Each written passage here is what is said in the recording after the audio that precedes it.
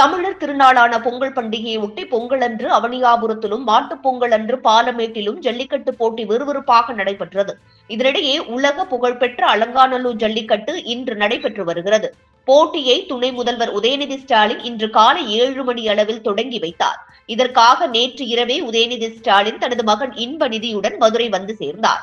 இன்பநிதி உதயநிதியை வரவேற்க பல்வேறு அமைச்சர்களும் விமான நிலையத்தில் காத்திருந்து வரவேற்றனர்.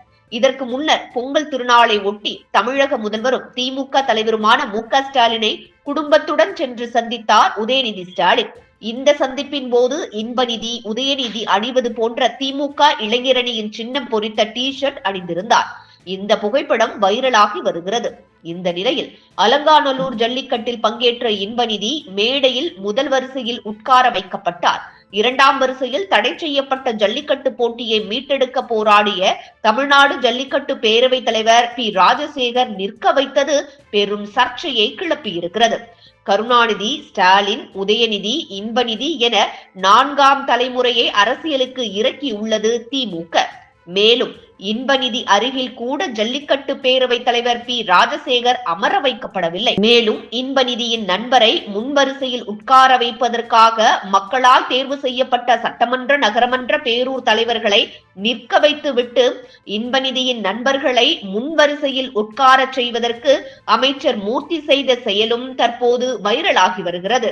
அது மட்டுமின்றி ஜல்லிக்கட்டை உச்சநீதிமன்றம் வரை சென்று சொந்த பணத்தில் சட்ட போராட்டம் நடத்தி வெற்றி தீர்ப்பு வாங்கி தந்த பி. ராஜசேகர் நின்று கொண்டிருக்கிறார். அலங்காநல்லூரில் வேடிக்கை பார்க்க வந்தவர்கள் உட்கார்ந்திருக்கின்றனர். வயதிற்கு மரியாதை கொடுத்திருக்க வேண்டும். அப்படி இல்லை என்றாலும் அவர் ஜல்லிக்கட்டுக்காக செய்த செயலுக்காவது மரியாதை கொடுத்திருக்க வேண்டும். பி. ராஜசேகர் அவர்களுக்கு நாற்காலியில் இடம் கொடுக்காமல் நிற்க வைப்பது வேதனைக்குரிய விஷயம். இன்பநிதி உட்கார்ந்திருக்கும் நாற்காலியில் பி. ராஜசேகர் அவர்களை அமர வைத்திருக்க வேண்டும் என ஜல்லிக்கட்டில் கலந்து கொண்டவர்கள் கருத்துக்களை கூற தொடங்கியுள்ளனர்.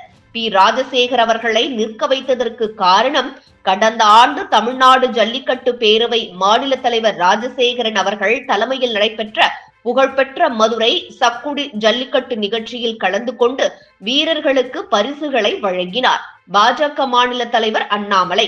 இதை மனதில் வைத்துதான் இந்த ஆண்டு அவருக்கு உரிய மரியாதையை திமுக வழங்கவில்லை என்ற குற்றச்சாட்டும் எழுந்துள்ளது.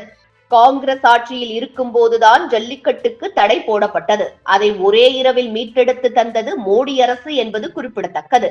இந்த ஜல்லிக்கட்டு தடை ஏற்பட மூல காரணமான திமுகவினர் எல்லோரும் முன்வரிசையில் உட்கார்ந்திருக்கிறாங்க எனவும் அந்த பகுதி மக்கள் குமுறி வருகின்றனர்.